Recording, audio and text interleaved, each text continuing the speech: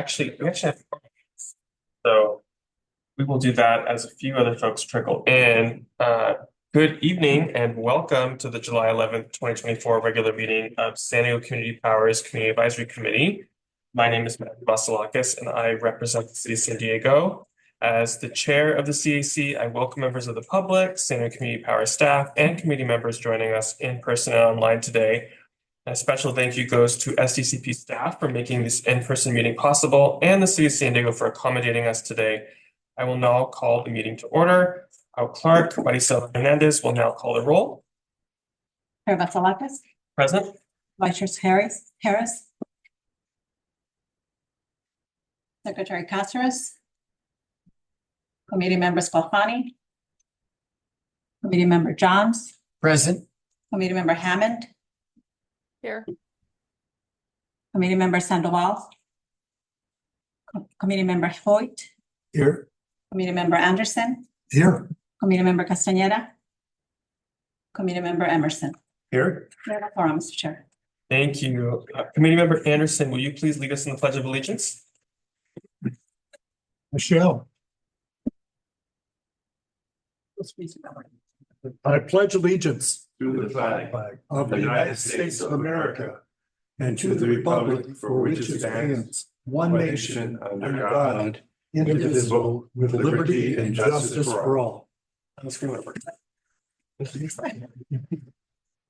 All right. Well, thank you for that. We would now like to take a moment to respectfully acknowledge that the Kumeyaay Nation are the original inhabitants of the land now known as San Diego, where this meeting is taking place today. We carry their legacy forward, ensuring that their traditions continue to thrive in gratitude and strength, and we stand with the Kumeyaay Nation connected to our past and committed to a more just, sustainable, and resilient future for all. Thank you. All right. Well, we have a quorum present, so first up on the agenda is special presentations and introductions. And today we would like to give a warm welcome to Ken Hoyt, who is joining the CAC as the newest representative from the city of Imperial Beach. Ken was appointed by the board of directors this past May, but could not attend our June meeting, but is here today. Ken, would you like to address the group? Just briefly, I'm just honored to be here. I hope I can add something through our journey here, a perspective from my experiences and things. But first, I have a lot to learn. I've been reading everything I put my hands on, so everyone's been doing a fabulous job, and I will ask in advance that people forgive sometimes my cynical questions maybe, because they're not cynical as much as they are just really trying to understand things. And one of the things I've learned a long time ago was honesty. And the older you get, the more honest you are, by the way, I'll tell you that. I remember my very first trial I had, the judge turned to me and said, "Mr. Hoyt, are you ready to voir dire the jury?" I said, "Your Honor, may I have a sidebar, please?" And when I said, "Your Honor, what is voir dire the jury?" He says, "You've got to be kidding me." I said, "Your Honor, I took 6 years at part-time legal at a law school at night. I slept most of the nights because I was teaching all day long. And so please forgive me." Well, he did. But I did notice that honesty with that judge paid off 1,000,000 times over. So I don't try to fake anything. I ask things, sometimes they sound more cynical and skeptical than they really are. So forgive me for that. And thank you for welcoming me. And I hope I can help out as we go forward. Thank you. Appreciate that. And your questions are always welcome. Thank you. All right. Well, thank you and welcome again. That concludes the special presentations for today. We will now move to non-agenda public comment. As a reminder, written public comments submitted before the committee meeting are emailed to all CAC members prior to the committee meeting and will be posted on the website at the beginning of the meeting. Mari, do we have any non-agenda public comment? No, Mr. Chairman. Thank you. Are there any items to be withdrawn or reordered on the agenda? None. Thank you. All right, we will move on to the consent calendar. The consent calendar contains items that can be approved as a package without discussion unless a CAC member or member of the public requests that an item be removed for separate discussion and action. The CAC receives staff reports for all items on the consent agenda, and staff provided an opportunity for questions and comments during briefings prior to this meeting. Today's consent agenda includes 1, approval of the June 13th, 2024 CAC meeting minutes, 2, update on marketing, public relations, and local government affairs. 3, update on customer operations. 4, update on programs. And 5, an update on regulatory and legislative affairs. Mari, do we have any public comment on these items? We do not, Mr. Chair. All right, thank you. Is there anyone who would like to remove any item from the consent agenda for a separate vote?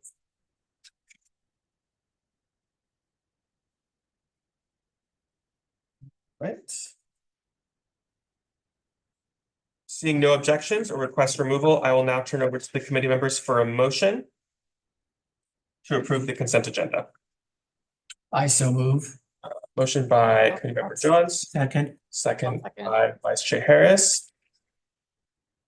Clerk, can you please call the vote? Chair Vasilakis, Aye. Vice Chair Harris, Aye. Committee Member Johns, Aye. Committee Member Hammond, Aye. Committee Member Hoyt, I Committee Member Anderson, abstain. I was in Canada for the last meeting, so I can't honestly approve. Committee Member Castañeda, not here yet, and Committee Member Emerson. I Carries, Mr. Chair. Yes, thank you. Well, we will move on to the regular agenda, starting with item 6, which is the election of chair, vice chair, and secretary for the fiscal year 2024-2025. I will now turn over to staff for a brief presentation. Thank you, Mr. Chair. My name is Xiomara Crespo, your Senior Community Engagement Manager here at San Diego Community Power. And per the board approved community advisory committees, policies, and procedures, officers of the CAC may be nominated or self-nominated and elected at every July meeting by a simple majority vote of the CAC. Like with any vote, each nomination will require a second, and if there is only one nominee for a position, the CAC members will vote yes or no to elect the nominee. If there is more than one nominee for a position, the CAC will cast their votes by name until a nominee receives a majority vote. The terms will be for 1 year or until a successor is elected, with the option for officers to be re-elected for up to 3 terms. As a reminder, all current officers have only served 1 term. Today, 3 roles may be voted on.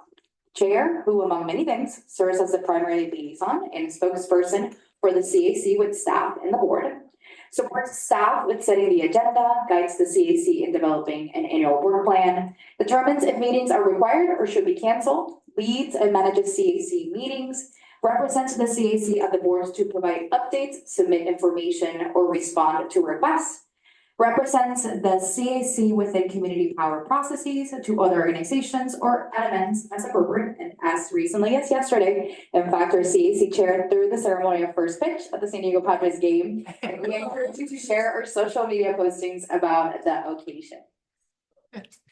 Now, the CAC vice chair assumes chair responsibilities if the chair is absent from a meeting or otherwise unable to perform their duties.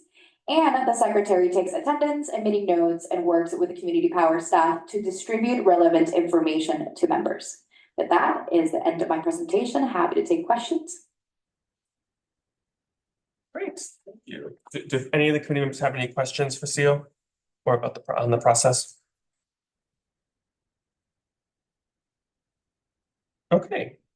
Well, I'll now turn it over to CAC members for discussion and nominations, which we'll take separately. First for chair.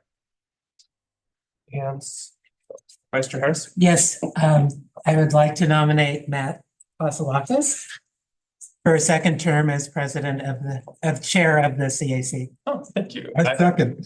I accept that. And- Third. Okay.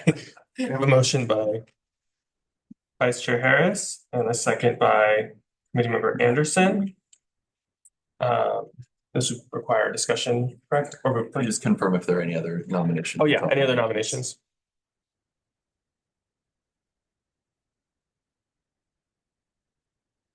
And then if not, the secretary will call roll and it is a yes or no vote on the nomination. Okay. All right, I'm not hearing any other nominations.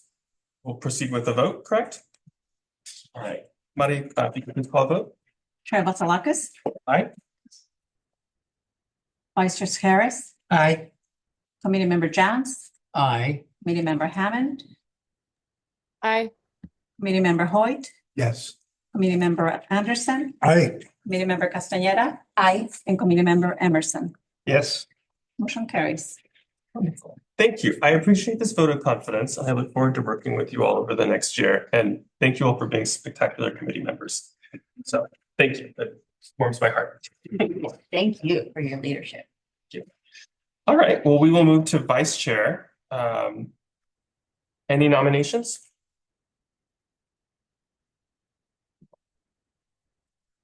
Vice Chair Harris? I would like to nominate Kara Hammond for vice chair of the CAC.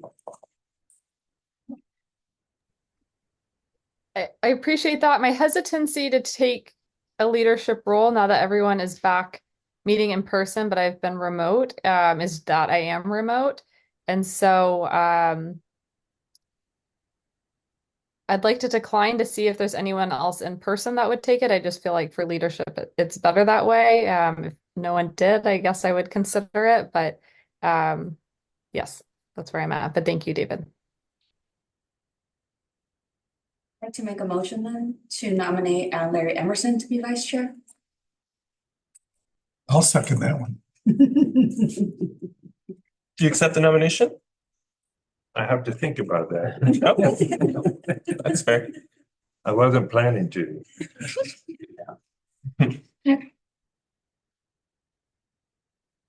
I'll nominate David again. You could. I think David does a good job and but you're gonna do one thing at a time. Oh, well, I'll accept, but the nomination. But I also nominate David. Thank you, Larry. For a second term as vice chair. And He does a good job. I appreciate the comment and I will decline because I'd like to give you the opportunity to serve in it as an officer. Okay. But I'm gonna need a lot of support. You got it, Larry. Okay, any other nominations? All right, sounds like the only accepted nomination is for Committee Member Emerson. We have a motion by Committee Member Castañeda, a second by Committee Member Anderson. Mari, can we please call a vote? Chair Vasilakis, Aye. Vice Chair Harris, Aye. Committee Member Jans, Aye. Committee Member Hammond, Hi. Committee Member Hoyt, Aye. Committee Member Anderson, Aye. Committee Member Castañeda, Aye. and Committee Member Emerson. For 1 year, yes. Wonderful. That motion passes. Thank you so much. Looking forward to working with you, Chair Emerson. All right, our final position is for secretary. Do we have any nominations?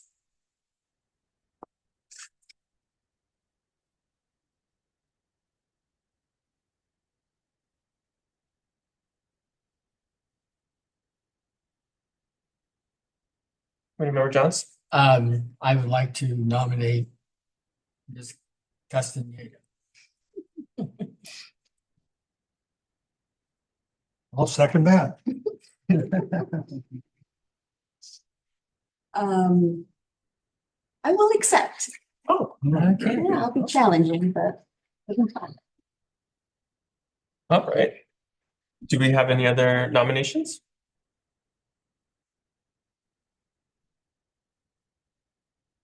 All right, I'm hearing none. We have a motion by Committee Member Johns, a second by Committee Member Anderson.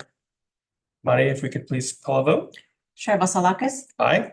Vice Chair Harris, Aye. Committee Member Jans, Aye. Committee Member Hammond, Hi. Committee Member Hoyt, Aye. Committee Member Anderson, Aye. Committee Member Castañeda, Aye. Committee Member Emerson. Yes. Motion passes. Wonderful. All right, great. Yes. Congratulations. What did you do? Congratulations. All right, well, that concludes Thank regular you. item number 6. Thank you all for taking up the mantle of leadership and for supporting your colleagues in this effort. Oh, any public comment on this item? No, Mr. Chair. Thank you. All right. Well, we'll move on to regular agenda item number 7. This is the Ralph M. Brown Act and Conflict of Interest and Ethical Code Policy Training. I will now turn it over to Nick Norville, Legal Counsel at Best Best and Krieger. And note that SDCP's Legal Counsel, Ira Tiagi, is joining us remotely. Thank you. I know you're out of office.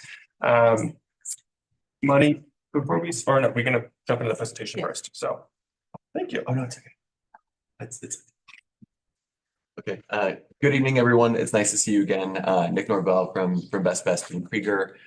General counsel is on the line with us as well. Our office serves as backup general counsel and sometimes is here to assist when needed. And tonight we're going to be talking about the Ralph M. Brown Act. I know some of you have received this presentation before, and many of you as active members of your community are probably pretty familiar with the Brown Act from going to council meetings and things like that. You might also be familiar with some of the principles of conflicts of interest under state law. But one of the things we'll be talking about this evening as well is Community Power's specific conflict of interest and ethical conduct policy, which the board adopted earlier this year. So if we can go to the next slide, please. So the reasons the training is important, number one is to make sure that you as a body in terms of the Brown Act and you as individuals in terms of conflicts are compliant with the law and San Diego Community Power policies. Number two, to learn best practices and the topics we'll talk about to promote positive public perceptions and then to avoid problems. Next slide, please. So we're going to start with the Brown Act. Next slide, please. As all of you probably know, the Brown Act ensures that almost all aspects of decision-making by legislative bodies in California are conducted in a public way that is open to scrutiny, essentially to help the public understand how decisions are made by having it happen real time in front of them. Next slide, please. So to whom does the act apply? It applies to local agencies, specifically to their legislative bodies. This is broadly defined to include essentially any body that is created by the main governing body of the agency as well as the main governing body itself. But it does apply to things like certain subcommittees that have any permanent subject matter jurisdiction or any meetings that are set and scheduled by the board. There is an exception for temporary ad hoc advisory committees that are composed solely of less than a quorum of a body. But those are pretty narrow circumstances in which ad hoc committees are used. Generally, if something is formally established and has ongoing jurisdiction, it's going to be subject to the Brown Act. It also applies, and I'll just briefly touch on this, to persons elected to legislative bodies even before they assume office. The idea for that being you don't want people getting elected to office, deciding what they're going to do for the first 6 months of their term before they've even taken the oath. And so it applies to them as well. Next slide, please. The key to the Brown Act is that all meetings are open and public except when the Brown Act authorizes otherwise. Next slide. So let's talk a little bit about what is a meeting. A meeting is any gathering of a majority of the members at the same time and place to hear, discuss, or deliberate on any matter under their jurisdiction. It doesn't require that the members get together and take an action for a meeting to occur. The Brown Act essentially covers anything that involves discussions, deliberations, a collective receipt of information by the legislative body. It's very broadly construed. It includes conversations between and among members about issues confronting the agency. That could be a meeting under the Brown Act. Next slide. So, but what is not a meeting? The Brown Act does talk about things that are okay and are not considered meetings that have to be actually agendized for an agency. Those include individual contacts. So you as individuals can talk to one another about something that is on the agenda. I'll talk a little bit later in the presentation about avoiding serial meetings, which are when a series of you might have conversations that lead to a majority of you essentially having a conversation that involves the majority about something that is within your jurisdiction. But individual contacts, your ability to talk one-on-one to one another is okay under the Brown Act. Other specific items that the Brown Act talks about as exceptions to the meeting rules are conferences and seminars, community meetings, purely social or ceremonial occasions, attendance at standing committee meetings, let's say, the Finance and Risk Management Committee of SDCP, if a majority of you attended that, that would be okay. And then meetings with other legislative bodies. The key to a lot of these exceptions that I talked about is that a majority of the body can attend these events or occurrences, but they cannot discuss amongst themselves issues related to the agency. So you essentially couldn't go, all of you, to a board meeting and talk in a corner about something that's coming up at the CIC. You're allowed to be there at that meeting, but you can't get together and talk about those things. Next slide. As I mentioned, serial meetings are expressly prohibited by the Brown Act. And what a serial meeting is it's the use of direct communication or personal intermediaries or technology by a majority of a legislative body to develop a collective concurrence as to action to be taken on an item by the legislative body. Those types of serial meetings are prohibited. So whether it's through direct communications, personal intermediaries, or technology, and I'll talk a little bit about social media later, that is prohibited by the Brown Act. Next slide. Ways serial meetings can happen. It can be a personal meeting, getting together sometime after a formal meeting over dinner or something like that. It can happen by telephone, email, written correspondence. As I mentioned, the use of intermediaries, and then social networking sites such as Facebook or Twitter/X, if you will. Next slide. There are two types of serial meetings. Generally, one is a chain where, let's say, one of you has a conversation with another one of you, and then that person has a conversation with somebody else, and all of a sudden it involves a majority of you, and you know what essentially a majority of the body thinks outside of a meeting. The other way that a serial meeting can happen is using what we call a hub and spoke technique, where there's an intermediary who's having conversations with multiple of you and sharing thoughts or things that you said maybe about an agenda item coming up. So that's also another concern with avoiding serial meetings, is someone who's serving as an intermediary or multiple people serving as intermediaries. Next slide, please. I do want to note a couple exceptions to the serial meeting rules is that, and this is a particular nuance, is that briefings by staff or asking questions to staff about items that are coming up on the agenda are okay. So while the Brown Act prohibits serial meetings, the Brown Act does specifically say that there's an exception for one-on-one or less than a quorum communications by a non-member. So in this example, staff. With members of the legislative body.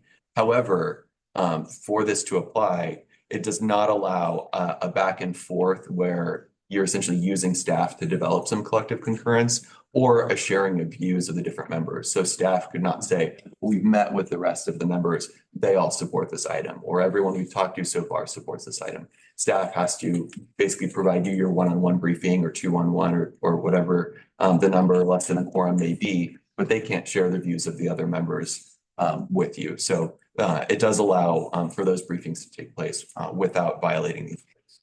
And then also scheduling a special meeting. The Brown Act allows communications to call or schedule a special meeting as long as the members don't discuss the substance of what would be on that agenda while they're determining to call a meeting. Next item. In terms of social media, this is an issue that, as I talked about, all of the general serial meeting rules existed under the Brown Act as it existed a few years ago. The legislature went a step further and adopted specific rules relating to social media. And it actually goes a little bit farther than just preventing serial meetings from happening via social media. The legislature under the Brown Act said it's not a serial meeting to provide information or to solicit information from the public using social media. So, for example, for one of you to post on social media about an item that's coming up that's on your agenda saying, this is a great item, I'm really excited about this, that the community power is working on this, I look forward to supporting it at the upcoming CAC meeting. The legislature said that the accounts must be open and accessible to the general public, so no blocking. It cannot be discussed amongst the majority. So for example, the rest of you should not go on that social media post and say, oh, I support this too, et cetera, et cetera. You're essentially having a meeting. That one we sort of knew was not okay for this legislature. But when I said the legislature went a step further, what they did was they said, you as committee members or as members of the legislative body cannot respond directly to other members' posts about agency business. So none of you should go on that post and like it or react or comment or those types of things. Essentially, they wanted to create an even further prevention of interacting and preventing a serial meeting from happening outside of a formally noticed meeting. So it's no use of emojis, reactions, etc., on other members' posts. So please be aware of that as you might be friends or connected to one another on social media. Next slide. Email tips. One of the biggest tips we want to make sure people be aware of is sometimes that a majority of the CAC might be included on an email, either from staff or maybe from a member of the public. Just be careful not to reply all, especially if you're sharing any thoughts or something about the substance of an item coming up. Be careful not to take a position or comment and ensure compliance with the law. Next slide. So I'm going to talk about some of the basics of the rules governing meetings, specifically, and there are a lot of them, but I'm going to cover things that are relevant to the CAC. Those are what the rules for regular meetings, rules for special meetings, the public's role here at your meetings, and then agenda materials. Slide. So for regular meetings, you might be aware, the rule for regular meetings, which is your regular monthly meeting, every agency or every legislative body sets their regular meetings by either resolution or some other action that says how often they're going to meet. The rule is that the agenda must be posted at least 72 hours prior to the meeting. It must include the time and place and location of the meeting, and it must contain a brief general description of each item to be discussed or addressed at the meeting, including any closed session items. And in general, and I'll talk about this a little bit later, the public always has a right to comment under non-agenda public comment during regular meetings, as well as on every agenda item. Next slide. So special meetings, these are meetings that occur outside of the regularly scheduled meetings and include and allow for posting of the agenda up to 24 hours prior to the meeting. It must include the time and location of the meeting and must contain a brief general description of each item to be discussed or addressed, including closed session items. Next slide. In terms of distributing the agenda packet, in addition to posting the agenda, which is just the 1 or 2 pages that say what the agency or the legislative body will be considering at that meeting, the local agency must also make the agenda packet and any other documents that are provided to a majority of the legislative body available to the public when the materials are distributed to all or a majority all of the legislative body. So there's a little bit of nuance I want to make here. The agenda has to be posted 72 hours before noon, but technically the agenda packet doesn't have to be available to the public until the same time it's available to all of you as members. So this doesn't happen for SDCP, but you might see it happening with other agencies where an agenda is posted. It's just the agenda. There's not agenda materials yet. The materials are added later. And that's basically at the same time, the exact same time that the majority of the members of the legislative body receive the items as well. Next slide, please. The public's right to comment, as I mentioned, at every regular meeting, members of the public have the right to comment on any item of public interest that is under the jurisdiction of the body, what we refer to as non-agenda public comment. For agenda items, the public must be given an opportunity to comment before or during the body's consideration of each agenda item.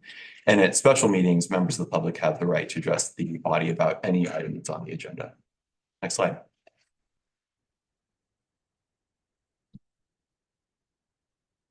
So subject to certain exceptions for emergency or urgent situations, which aren't really relevant to you as an advisory body, there can be no action or discussion for any item that is not listed on the agenda. That is why sometimes you'll see the general counsel or myself, whoever's attending meetings, sometimes storming if the conversation goes on in a direction for something that's not listed on the agenda, because the Brown Act prohibits discussion of items that are not on the agenda.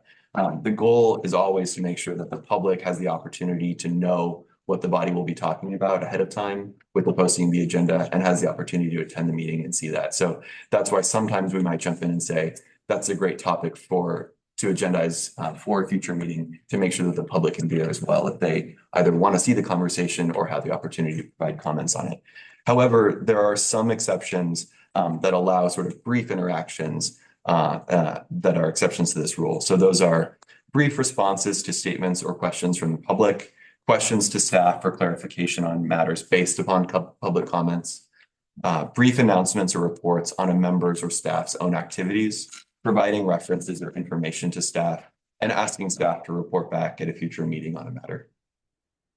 Next slide. In terms of voting and taking action, votes are initiated, as you know, by a motion and a second. If there is no second, a motion fails. After there's a motion and a second, the general practice, especially if it's a complicated motion, is to restate the motion and then conduct a vote. The vote is taken by voice vote or roll call. Anytime that there is a member participating via teleconference under the Brown Act, it is required to be by a roll call vote. And the Brown Act prohibits secret votes or ballots, whether the vote is preliminary or final. So I think sometimes there are potentially sensitive items that come up. I've seen this come up with agencies where they're electing a chair and vice chair, and they say, can we take a private straw poll to see how people are feeling? You can't do that under the Brown Act. It has to be open and available for the public to see your process. And then the Brown Act requires a report, a public report of the vote. If unanimous, you usually say it for the record. If it's a split vote, you report who voted yes and who voted no. Next item.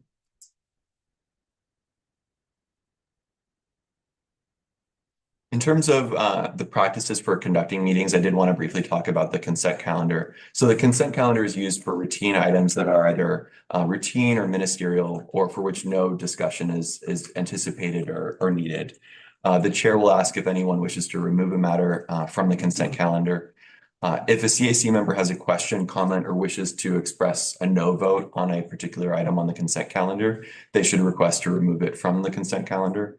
Members of the public may also, under San Diego Community Powers rules, request to remove an item from the consent calendar.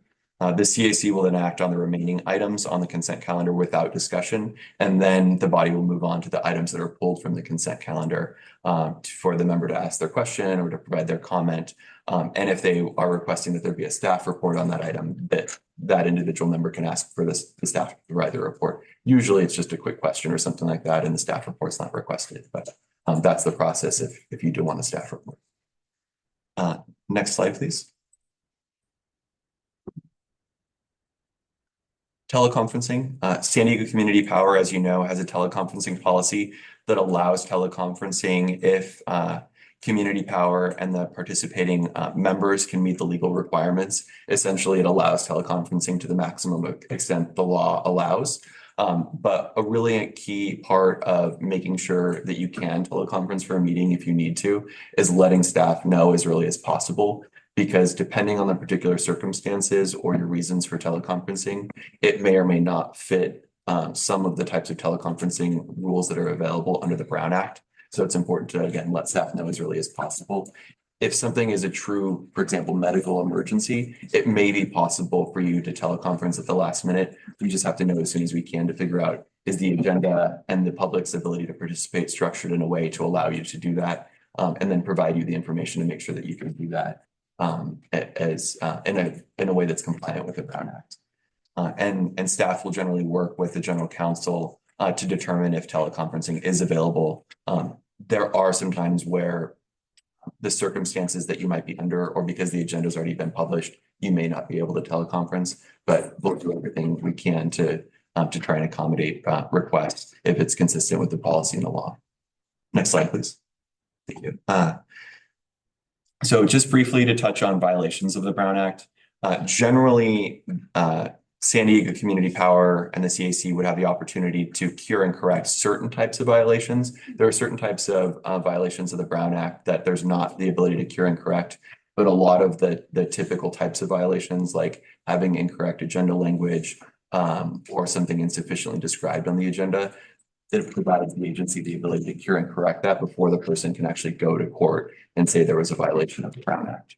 But for violations, a court can enjoin an action and validate an action or mandate that the agency go back and make some sort of correction. It can also mandate that in certain circumstances, particularly if an agency has not been complying with the Brown Act on some sort of consistent basis, they can mandate that the agency proactively take certain steps to ensure compliance in the future. So it's extremely important to always make sure that the agency is complying.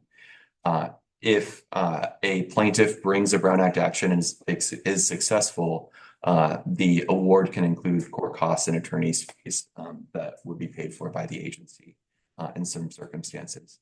And then I also want to note that individuals who intentionally violate the Brown Act may be guilty of a misdemeanor and can be criminally prosecuted. Next slide, please.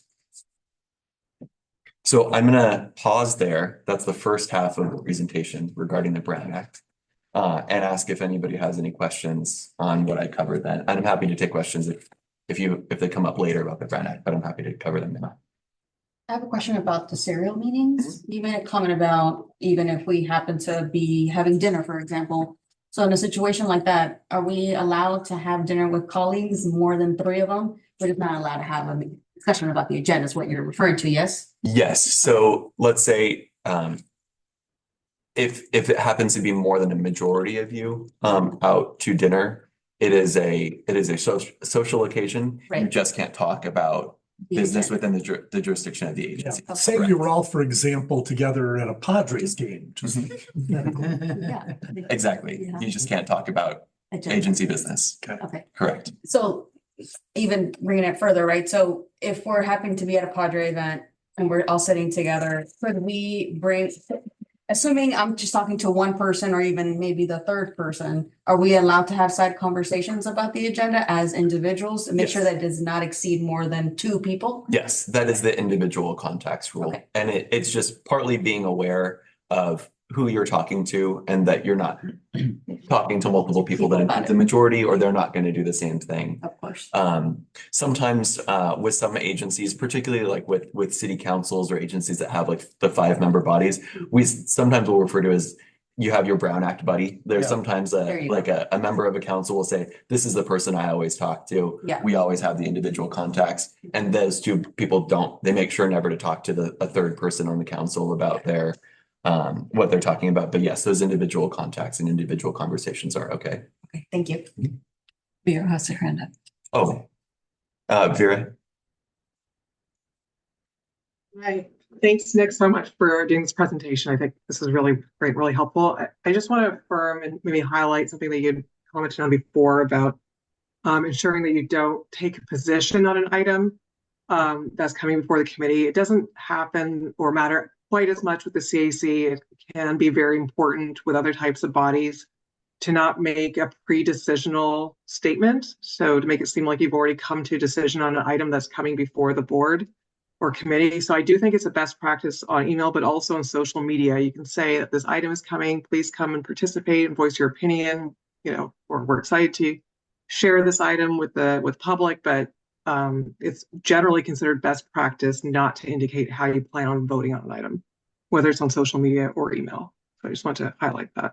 Thank you. Yeah, that is a very a good best practice, particularly because, as she mentioned, there are some items rarely it can happen where it's important not to have made a decision beforehand. Right. So what's the difference between majority and quorum? Can you remind me? So a quorum refers to the number of people you need at a meeting to be able to conduct business. And usually a quorum is a majority of the body. So in our case, what's our quorum again? 8. Right now, 6. yes. How many? Yes. Yeah, there are 11 members total right now. So a quorum is 6. 6. I'm sorry, a majority is 6. And a quorum is 6 and as a majority well. is 6 Yeah. in this case. Okay. And sometimes we'll refer to a majority of the quorum. So here tonight, amongst the 8 of you that are here, a majority is going to be 5 of you. Oh, got it. But Okay. for purposes of thinking about this, you just want to make sure it's not a majority of the body. And you mentioned, or it was mentioned something about closed door items. That a description should be provided. Is that? Those will generally be for board level items, level like items. closed session on So sometimes I litigation, attend other employment matters. Agency meetings and they have a closed door discussion, but they're supposed to just have an explanation what it's about. before? Yes, they're usually very generic though, Very and the generic. Brown Act actually provides what they call safe harbor descriptions for each of those items. Oh, okay. So and they're usually very vague, and you'll see them over and over again. Like if you look at your local city council for their closed session items, it's generally pretty formulaic, and it doesn't provide a lot of information to the public because the intent is to protect the interests of the agency by having the conversations behind closed doors. Okay, thank you. Sounds like a silly question, but I'm gonna ask it anyways. The conversation that you just had in regards to quorum and majority, you broke it down in a way that we can understand based on how many are here presently. Mhm. Do you happen to have a mathematical equation that we can like plug in? Just to kind of get an idea of what a quorum would look like, assuming we had more? Does that make sense? Yeah, so you basically take, for you as the CAC, take the number of members that there are, divide it by half, and add one or go up to the next whole number. Okay, Yeah. perfect. Thank you. Just wanted to hear that out loud. So And just to for- clarify, it's seated members, so we have some vacancies, but if those get filled, then our quorum will increase. Yes, Okay, thank you. so the 14 is the total maximum, correct? Correct. So 8 would be a majority, once you're fully appointed. So why don't we, and I'm happy to, if there are any more questions that you think of as we go along, why don't we move on to the conflict of interest and ethical conduct policy portion of the presentation? Next slide, please. So I'm going to talk about state law and conflict of interest requirements under state law, but I'm going to talk about it sort of in the context of community powers policy on ethical conduct and conflicts of interest. So the purpose of the policy that the board adopted was to provide a code of ethics and acceptable conduct that applies to San Diego Community Power directors, committee members, and employees, and uphold public trust and highest moral and ethical standards for community power. The scope of the policy incorporates the California Government Code, which includes the Political Reform Act and Government Code Section 1090, which I'll talk about in more detail. Regulations of the Fair Political Practices Commission, which essentially interpret and apply those laws and other community power policies. Next slide. One of the basic tenets of the agency's policy is that it's the responsibility of each official and employee for their actual or perceived conflicts of interest and to reduce or eliminate actual or perceived conflicts to the extent possible. Your conduct in both your official and private affairs should be above reproach to assure that your public position is not being used or perceived to be used for personal gain. Next slide. One of the general rules on conflicts of interest under the policy is that officials and employees, including CAC members, shall not engage in any business or transaction or have any financial or other interest, direct or indirect, that is incompatible with the discharge of their duties or would tend to impair their independence, judgment, or action in the performance of their duties. And this prohibition is interpreted based on the California Government Code, the FPPC regulations that I mentioned, and common law conflicts of interest under state. So I'm going to turn and talk about what it is that the Political Reform Act and Government Code Section 1090 require, which under state law, which are incorporated into San Diego Community Powers policy. And the basic rule of the Political Reform Act is that public officials shall not make or participate in making or attempt to influence a governmental decision in which they have a financial interest. Next slide. So what is your role or a person's role in making a governmental decision? You're involved in making a decision if you are authorizing, directing, voting on, or committing the agency to a particular decision. What is participating? Participating is providing information, opinions, a recommendation, or something else for the purpose of affecting the decision. And then influencing or attempting to influence a decision is contacting any official in the agency for the purpose of affecting the decision or contacting another agency on behalf of your agency to affect the decision. Next slide. So what types of economic interests do we talk about or do we need to think about in terms of what can give rise to a conflict of interest or a financial interest in a particular decision? These can involve business investments, sources of income, whether that is your employer or some other source of income to you, a business position or employment that you have with a person or entity, your real property interests, gifts that you receive from a person or entity, as well as any other effect that something might have on your personal finances that's sort of not covered by any of the above items. Next slide, please. So the FPPC does a 4-step analysis. They used to be a 12-step analysis and they tried to simplify it, but they simplified it into a somewhat complicated analysis. You can only do so much. The 4-step analysis, though, is it reasonably foreseeable that a decision will have a financial effect on your economic interests? So one of the interests that we talked about on the previous slide. Will that financial effect be material? Essentially, is it going to be the type of effect that would cause you to think twice, well, do I really want to support this because it's the right public thing to do in my public duty, or am I doing this because it's going to be advantageous or disadvantageous to my personal finances? And the FPPC has different rules for materiality. And then is the financial effect indistinguishable from its effect on the public generally? One of the things that the FPPC incorporated into its rules and analysis of this is if a decision will essentially affect, let's say, a lot of people within your jurisdiction, you can still participate because essentially your interests are the same as all of your neighbors or all of the other ratepayers that might be affected by something. And so you're covered by this public generally exception. And then number 4, is there another exception that might apply? Next slide. What does reasonably foreseeable mean? I'm going to break down some of the things we talked about from the 4-part test. Is there a realistic possibility? It doesn't mean you need to stretch the bounds of theory and plausibility to find a potential connection between something. It's just, is there a realistic possibility that a decision would have an effect on your financial interests? Is something material? Will it have a material effect on you? The FPPC has different standards based on each of the different types of economic interests that I talked about. So for example, if a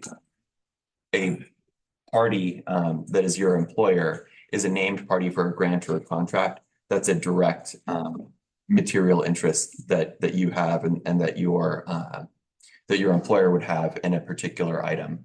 But if it is, let's say, 5 steps disconnected from your employer, there may not be as direct of connection, and it may not be material. And another example is in terms of real property. If a decision would have an impact on something that is relatively close to where you live or where you own other property or have a some sort of property interest, there are particular rules that apply based on how far it is away from your property. The general rule is that if something is within 500 feet, it's presumed to have an effect on your property. There's a less intensive rule for 500 to 1,000 feet, and then over 1,000 feet, it's presumed not to have an effect on you, except when it does. The example I use for that is if they are building a brand new football stadium in your neighborhood and it's 1,500 feet from you, that's going to have a material effect on your property, and you're going to think about that. So they sort of have this sliding test for effects on real property interests. This would come up in the context of the CAC probably only if there was a particular item that came before you regarding, let's say, a particular energy development project that was located here near you or near a property that you have some sort of interest in. But all of these different rules carry different financial thresholds or other thresholds that might apply depending on the type of economic interest that you might have. So it's always important to be aware of potential interests in each of those areas that I talked about. Business interests or investments, sources of income, sources of gifts, personal finances, each of those things. The public generally exception that I mentioned, it applies when the decision would affect 25% or more of properties, businesses, or individuals within the jurisdiction, and there's no unique effect on you. For some particular reason, there's not a unique effect on you. And then other exceptions that apply, there is what the FPPC calls a rule of necessity. Essentially, we need someone to make a decision. We need people to participate. If so many of you have a conflict, we need somebody to get involved and make the decision. So sometimes people can be requalified back in based on a rule of necessity. Next slide. So a hypothetical just to help illustrate some of this. A CAC member is going to vote to recommend that the board approve a contract with a nonprofit that employs his spouse in a top executive position. Can the CAC member vote on the decision to recommend award of the contract? And kind of a related question, can the CAC member contact staff to influence staff support of the contract? Next slide, please. The answer to both questions is no. The official has, in this case, the CAC member has an economic interest in his or her own finances, as well as those of his or her immediate family. That includes spouse and dependent children. The Political Reform Act, and by extension, San Diego Community Powers Policy, prohibits making a decision in this case or attempting to influence a decision when there's a financial impact. Next slide, please. Another hypothetical. San Diego Community Power is considering approval of an energy facility on the opposite side of a creek that borders one of your backyards. Can the CAC member who owns the property vote on recommending the project to the board? Next slide, please. Most likely no. An official who has a financial interest of $2,000 or more in real property is presumed to have a conflict in anything that's within 500 feet of the property and cannot vote on the matter unless there's no measurable impact to the property. Generally, sometimes you can go to the FPPC and say, this is such a minor item within 500 feet, there's not going to be an impact. That is the type of thing we'd actually typically want to go to the FPPC for and have them say, yes, we are blessing you. It's okay for you to participate, because that placing that trash can there is not going to have a measurable impact on your property. What do you do when a conflict exists? Do not participate in the decision. Do not discuss or give your opinion or seek to influence the decision. Disqualify and disclose your economic interests. So in the context in which all of you are sitting as CAC members, if something is coming before you as a body that you have a financial conflict of interest in and you need to recuse yourself, the process is that you disclose it here in the meeting on the record. Say, I have a financial interest in this item. This is the nature of my interest. I'm going to recuse myself. And you step down from the dais and leave the room. And leaving the room is part of the rule. Essentially being outside of eyesight of the rest of the body while they're making the decision without you. And I do want to also note that the FPPC tightened up these rules a few years ago. There was I believe it was a member of the Board of Supervisors somewhere in the Central Valley sort of had a habit of coming late to meetings on items where he had a conflict of interest. And so he wasn't there to provide the disclosure and say, I'm not participating in that item. He would just sort of avoid it by coming late to meetings.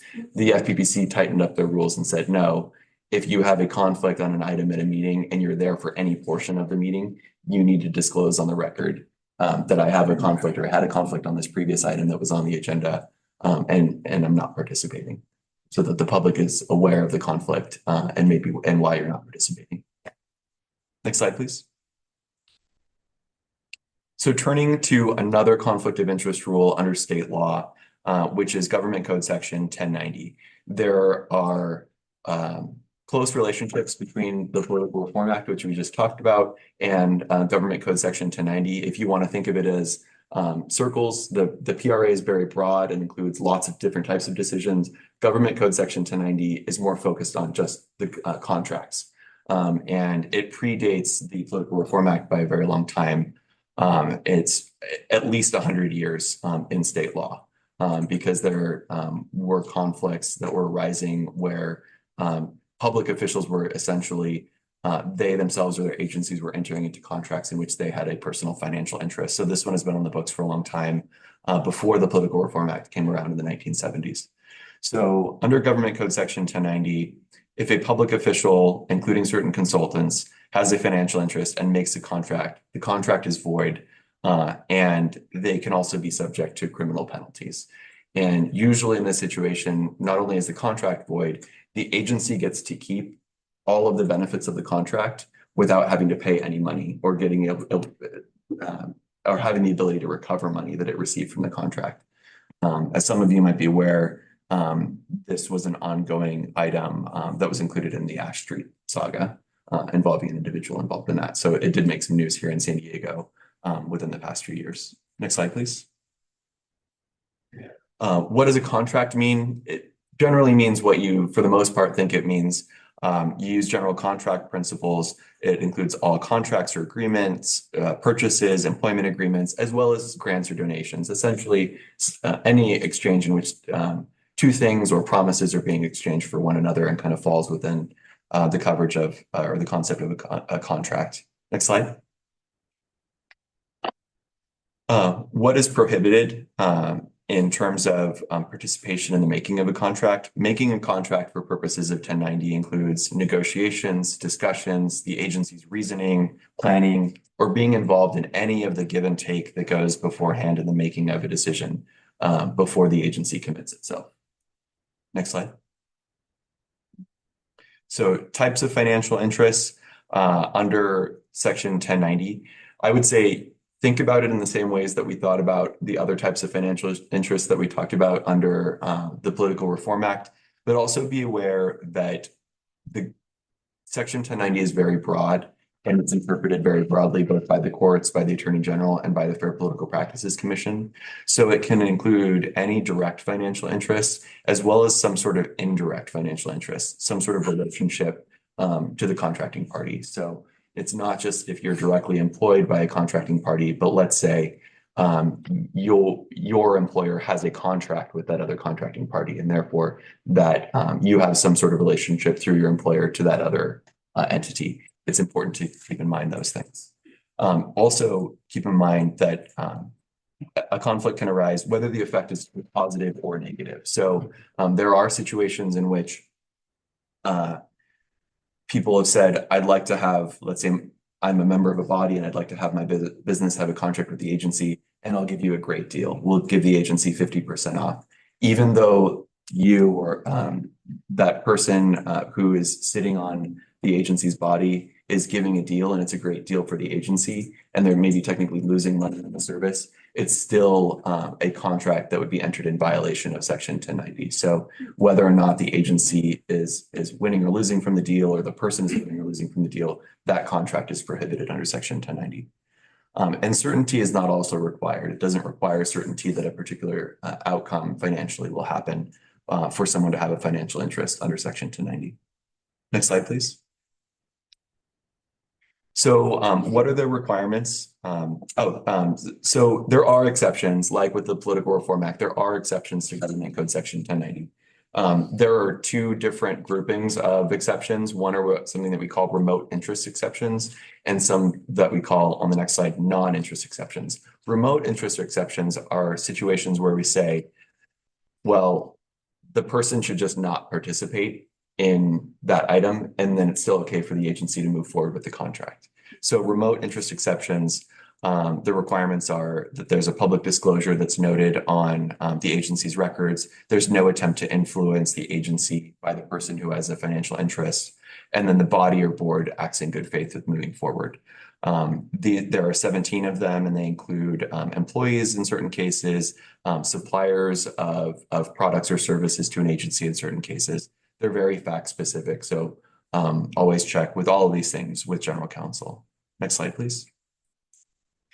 Non-interest exceptions are generally exceptions that are basically so common sense that they require, generally don't require disclosure or disqualification. They just say, this is not something we, the legislature, are significantly concerned about, or we think is some sort of ethical violation. The agency can move forward with the contract, and maybe, in fact, the person who's interested can even participate. There are 14 of these, including corporate ownership. Let's say you own a $500 in Coca-Cola.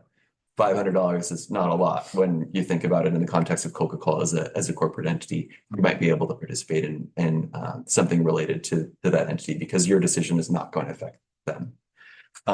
Less than 3% of shares, income, if the decision would affect less than 5% of the total income of the business or other entity, expense reimbursements, or if you're a recipient of public services from the agency, your interest in that context is not considered an interest under Section 1090. Next slide, please. So returning here back to the language of San Diego Community Power's policy, The language specifically on this subject is that community power employees and officials, including CAC members, should not use their position, title, or status to influence or attempt to influence community power's review or approval of a community power contract, grant, or other decision based on their interests as a private individual, self-employed consultant, or if it's to facilitate work, grant funds, or other benefits for a collateral employer or other financial interests.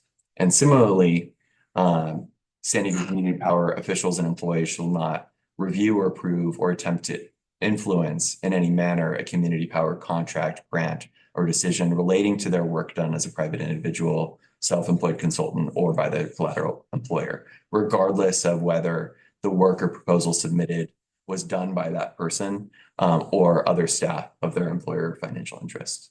I'll talk a little bit on the next slides about what this means. So what does it mean? It is generally okay for community power to have contracts or grants with employers or other financial interests of CAC members, as long as the CAC member who has an interest does not make or participate in making or attempt to influence decisions about those grants or contracts or other decisions. Community power staff and general counsel generally work as best we can to ensure that the CAC is not involved in the making of contracts or grants that could create a potential conflict for one or more of its members. But it's also the responsibility of the CAC members to recuse themselves from any participation that you do have a conflict in, and not to contact community power directors or management or staff to influence contracts or grants or other decisions that would affect your financial interests. Next slide, please. I do want to note there's a potential limited exception about contacts with San Diego Community Power by you if you have an interest in something, but it's only if all of the following apply. Number one, your contact is similar or the same as what is available to all other proposers or grant applicants. So for example, if a proposal says, please send all questions or relating to this proposal to the staff member, all of the questions should be directed to that staff member, not going above that person or to management or to directors about the potential contract or proposal. Number two, your contact is in a private capacity that's consistent with your usual role in your organization, and not because you're a CAC member or you have an affiliation or relationship with Community Power. And number three, your contact would not create a conflict under the Political Reform Act or Government Code Section 1090. So this is why it's always highly recommended for you to ask for advice and talk to the general counsel about whether and to what extent you might have a conflict if you have any involvement in a particular item. But again, it's generally not permitted, or it's not prohibited for your employer or somebody else that you have an interest in to have a contract or grant from San Diego Community Power. You just have to be careful about your activities in relation to that decision or contract or grant. Next slide, please. Personal investments. This is an item that is specifically covered in San Diego Community Power's policy, and the goal here is for officials and employees to endeavor not to make personal investments in enterprises that could be involved in decisions or recommendations made by them in their role with Community Power. If an official or employee does have a financial interest in a matter or enterprise that would come before you, obviously you must disqualify yourself from any participation, including attempting to influence the decision. Next slide.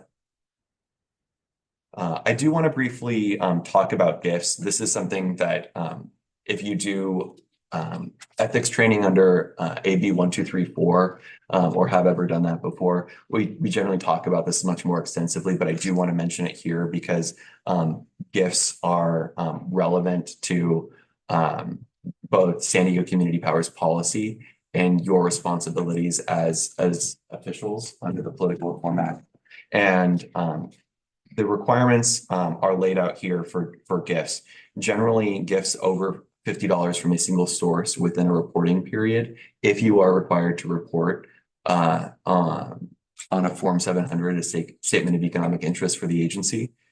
Gifts of over $50 from a single source within the reporting period are disclosable. If you receive gifts from a single source of more than $590 within a 12-month period, you have to recuse yourself from participation in the an item. So let's say that as a member of the CAC, there's an item coming up before you. Let's say it involves an energy developer. That energy developer has given you gifts in excess of that amount. That would require you to disqualify yourself from participating in anything related to that item. And then closely related but slightly different is the next item on here, which is refusing gifts. And it's a prohibition on gifts over $590 within a calendar year or other reporting period for purposes of Form 700, your statement of economic interest. So there's a difference between the last 12 months when you have to disqualify yourself and not being able to take gifts within a calendar year. So one of the things as a bottom line, watch your calendar, estimate gifts that you might receive from a single source, track your gifts, and then if they exceed gift limits, you have the opportunity to return them within 30 days or to donate them to a 501c3 nonprofit or to pay for the value of the gift that you receive. Next slide, please. Understanding of community power gift rules, all community power officials and employees should be mindful not to accept gifts, favors, or gratuities or entertainment that would create an appearance of influencing your duties. There are exceptions for, and I would encourage you to take a look at the policy. I didn't want to list them all here, but there are exceptions for discounts or rebates available to the general public, plaques or trophies of nominal value, free admission to events where a speech is given or presenting on a panel. Again, to the extent feasible, return prohibited gifts, favors, gratuities, or entertainment if it's something that looks like it's related to your duties here. And then if you're unsure, always check with the general counsel. Next slide. Just a few other odds and ends items that I wanted to talk about. I think I've covered in more detail everything that I think is more key for you as members of the CAC, but I did want to mention these final items, and that is no participating or influencing a decision affecting a prospective employer. So let's say you are looking to get hired with a prospective employer, you're in the interview process, or you know you're going to be hired by them, and a matter relating that prospective employer is coming before the CAC, make sure to recuse yourself from that item. Number two, no solicitation of political campaign donations from SDCP employees, no endorsement of products or services in your capacity as a member of the CAC or on behalf of San Diego Community Power, and then a strong encouragement to disclose improper governmental activities, waste, fraud, or abuse, and a prohibition on intimidating, threatening, or interfering with anyone who's seeking to disclose improper activities. Next slide. In terms of consequences under SDCP's policy for violations of the policy, they are potential censure, removal, or other action deemed appropriate by the board of directors. And then legal violations of state law or federal law can also result in criminal, civil, or administrative penalties. Next slide. With that, I'm happy to take questions. Very clear, appreciate. Wanted to check on Form 700. Is that something that is required annually to be submitted? Yes. CAC members. Historically, the CAC has, in these initial couple years, you have not been required filers, but it is something that we're in the process of updating the conflict of interest code. Every agency, essentially, there are individuals within every agency that no matter what are always required to file statements of economic interest because of the types of positions that they hold. And then within each agency, the law requires you to identify certain positions that have influence on certain decisions. And so every 2 years, you have to go through and update which positions are listed. In the process of this 2-year update, the discussion is to include the CAC in that because there's now a history of the CAC making recommendations to the board and the board following those recommendations. And that's one of the thresholds for requiring an advisory body like this to be covered by the Form 700 reporting requirements. So we'll provide more information to you as that policy is further developed. But I would expect it within the next few months, and we can provide more information on what that process looks like, provide resources on frequently asked questions, how to fill the forms out, those types of things. So we will be subjected to Form 700 come in the next couple months. Yes. Okay. I believe that's the plan. Okay. And then I wanted to ask about what we've seen with the CAC in the past is when we had opportunities to apply for community grants, that some members of the CAC did recuse themselves because they're associated with a community organization. But what I heard you say is they could be associated with the organization, but if they don't play a specific role in the management of the organization, but just in their ordinary duties, they're part of that organization, that there possibly is no conflict. Correct. Okay. Yes, you just have to be careful about your activities, either here at the CAC or your interactions with staff or the board or anyone else to make sure that you're not trying to influence those decisions. Mhm. Right. But you could assist in writing of the grant. Yes, in your private capacity with your Private employer. capacity, yeah, or as a volunteer. Okay. And then second, I wanted to ask, certain programs that are offered to the public through San Diego Community Power. And these programs come to the CAC for recommendations. Does that preclude members of the CAC from actually participating in a public program that's open to everyone? It might depend on the specifics of the program. If it's a very narrowly tailored program that is only eligible to, let's say, particular types of entities or a particular neighborhood or something like that, your participation may or may not result in your being disqualified from participating. But if it's, let's say it's something open to all community power ratepayers, that would be subject to one of the exceptions. Okay. Thank you.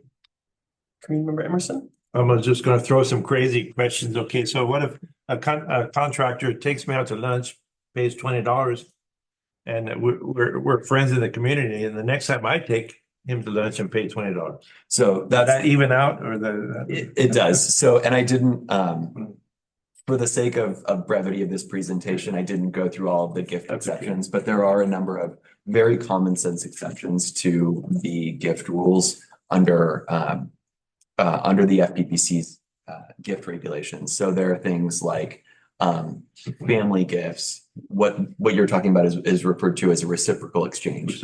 I take somebody to lunch, they take me to lunch. We're friends. This is an ongoing relationship. It's not them seeking to influence and taking me to lunch once a month and seeking to influence my activity. We have a pre-existing relationship and we take each other to lunch. That's one of the exceptions. So if you ever have a question along those lines, feel free to contact General Counsel.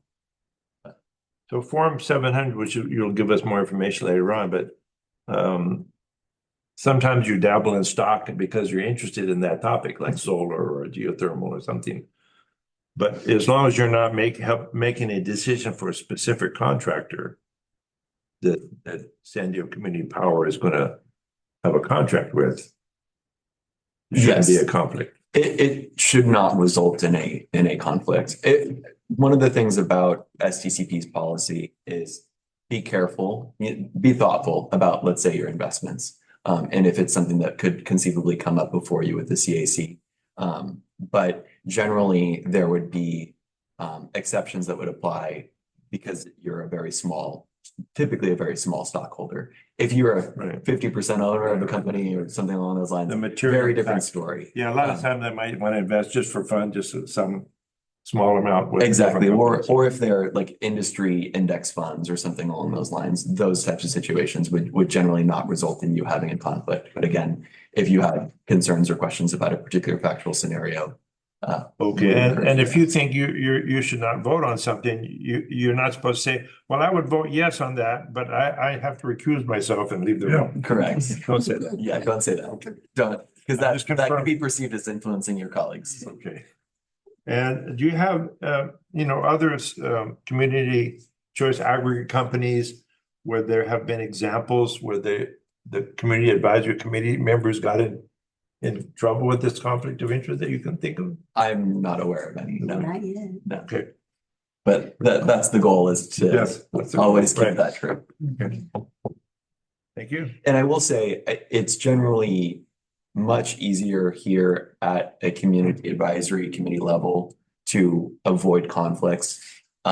It's much more difficult at a board level because, and I didn't get too far into this, but Government Code Section 1090, when a director or a council member has a conflict of interest, it essentially permeates through the entire agency. So in certain cases, they're just recusing themselves is not enough to avoid the conflict. Yeah, for CAC members and for employees, it is always enough under both Section 1090 and the Political Reform Act for the person to just step back and say, I have a financial interest. I'm not participating in any way. I'm not going to influence anyone in any way. And that's enough to avoid legal issues or policy violations.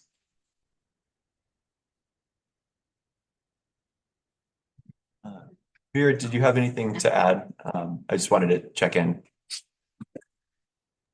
No, I think that was really great. I do hope, though, that if anyone thinks they might have a conflict, that they do reach out first to us to let us know before you recuse yourself. It does affect things like quorum and everything else. So it is helpful for us to have a heads up and maybe work through it. So don't hesitate to reach out to CEO Mari or myself. They'll direct any questions to me. And we'll work Agreed. through it. And one of the other reasons to reach out early, not only for quorum reasons, is that and I'm assuming Vera is the same way. If you come up to us 5 minutes before a meeting and say, I think I might have a conflict on this, we're generally not going to have enough time to find out and say, no, you definitely don't have a conflict on this. So our conservative advice would be, we would recommend you not participate. So if you want to be able to participate in something and make sure that we have enough time to take a careful, close look at something, do let us know as early as possible so that we have a chance to help you participate.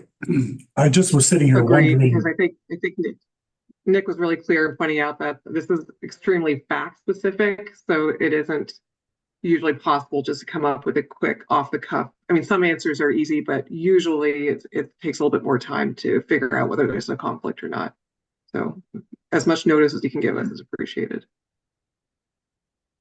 I was just sitting here during your whole presentation and wishing the United States Supreme Court would abide by these things.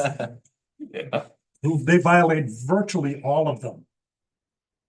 There is no FPPC, the rules that apply to this. Yeah. Any other questions for Nick? All right, any public comment on this item? No, Mr. Chairman. Thank you. All right, well, appreciate the time, Nick. Thank you so much for distilling this. I really appreciate this over an online webinar. Very helpful to be able to ask questions and very insightful knowledge. So yeah, look forward to not breaking any rules. All right. Well, this was, just a presentation, no vote necessary. I can move us along if that sounds good.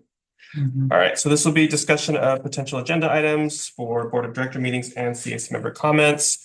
These are standing items, so just as a reminder, the CAC may suggest agenda items for our Board of Director meeting agenda by communicating with the CAC chair and designated SDCP staff before and or after at regular CAC meetings. If suggested at this time, there shall be no discussion or action by the CAC unless the item has been included on the CAC agenda. Knowing that, do any of our CAC members have recommendations on potential items for our Board of Directors?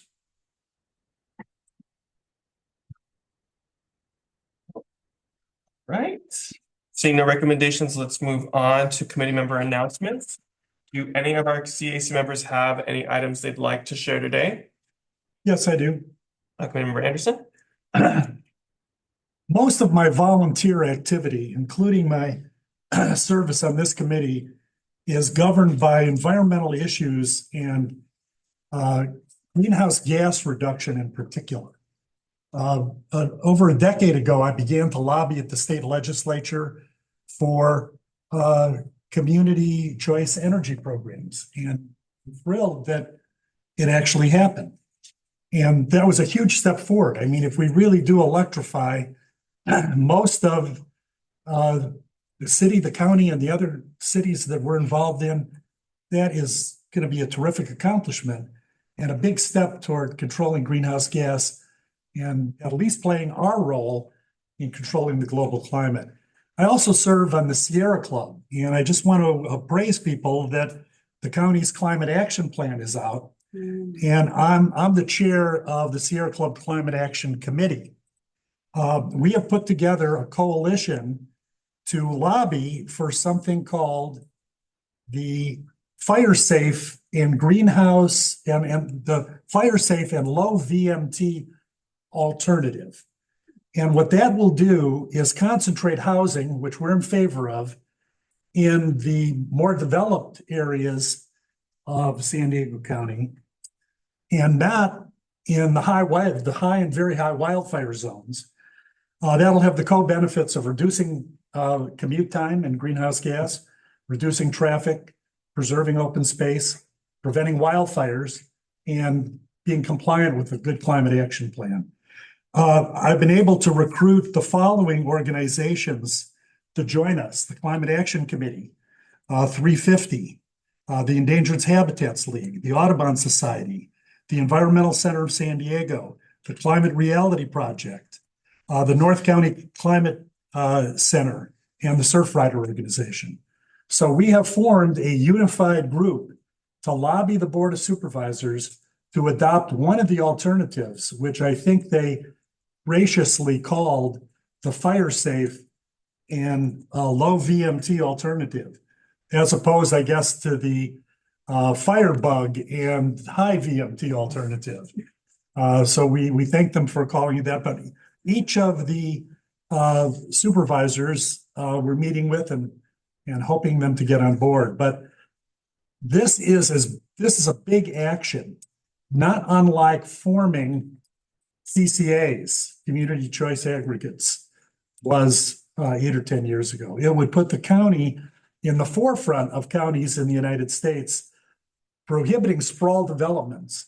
And remember that the two leading sources of greenhouse gas are home energy, which we're doing something about as a result of this committee, and automobile traffic, which this plan would have an impact on. So help us if you can, not as an organization, but as individuals, with the fire safe and VMT efficient alternative. Letters, appearances at hearings and such. You have my email address, so anyone wants to learn more about that may do so. Thank you for your time. Thank you, Peter. Appreciate that and the advocacy. Any other committee member announcements? Member Emerson? It may be two items. We just had an electric vehicle meeting at Balboa Park Automotive Museum. We had 3 different speakers come, and they're all involved with educating new people the technical skills to take care of electric vehicles. Because one of the things that the automotive companies are realizing, they don't have people who are skilled enough to work on the new electric vehicle that they're producing and even designing. So these in San Diego, and there used to be auto shops in almost all the high schools, and they've shrunk because everybody's got to go to college, which they're kind of realizing now that's not really good for everybody. Mm-hmm. And this group that came and spoke, they're sdtext.org, and they have a website, and that they're trying to organize different groups to help encourage people to use their smarts, because you don't have to be dumb to go involved with this. You need to learn the technology, and it can be a very good paying job in the future. So that's just FYI. We had that meeting, and you may be hearing rumors that EV sales are going down. Oh, Tesla's only got less than 50% of the sales. Actually, sales worldwide are increasing, and that's good that more manufacturers are selling their electric cars.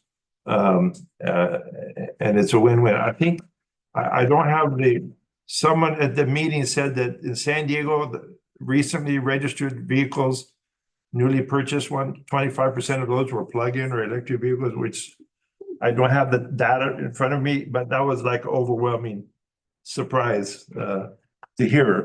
So things are moving forward with electric vehicles, and just encourage people to always talk to with the EV owner to learn more about it. Yeah. What do you own, Larry? I'm on my third Nissan Leaf. In the 90s, I had a converted EV. So what will be my next vehicle? I haven't decided yet.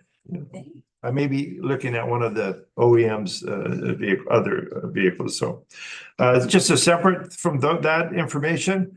Last month, everybody was talking about Juneteenth, and that was in the news. They had celebrations, and I think it was a good program for people to thinking about what happened in the past and the freedom for the occurred for the slaves after the Civil War. How many of you are aware of what happened on July the 16th? It was a very important event, July the 16th. I'll give you a little more of a hint. It was in 1945, July 16th. And my mom woke up that morning at 5:30 in the morning. Her house was shaking. She lived in Silver City, New Mexico. First atomic test. The first atomic test was almost 80 years ago, on July 16th. Just a little tidbit of history. My wife and my mom woke up that morning. She thought it was a mine blowing up some dynamite, but it was. She found out later that that wasn't the case. So July 16th has another little history in our moment in our history. That's it for me. Thank you, Larry. Thank you, Larry. Any other announcements? Mr. Chair, Community Member Hammond has her hand up. Oh, thank you. Member Hammond. Hi, thank you. I wanted to provide an update that the Sherman Heights Community Center Solar and Storage Project, which received a San Diego Community Power grant last year, got its permit this week and will be installed in a month, and we'll be doing a ribbon cutting ceremony probably in September. And so I'll ask staff to send something out to everyone for that. And just wanted to thank everyone who served this last term and those who are serving this next term as well. Wonderful. Thank you for that update. And Tara, I know you raised over $15,000 with your fundraiser for the community center there. That is quite spectacular in helping them solarize. Thank you so much. Of course. Any other announcements? All right. Well, that brings us to the end of our agenda. I appreciate everyone's attendance and participation today. We are adjourned until our next regular meeting scheduled on September 12th, 2024 at 6 p.m. There is an August recess. Thank you. Thank you.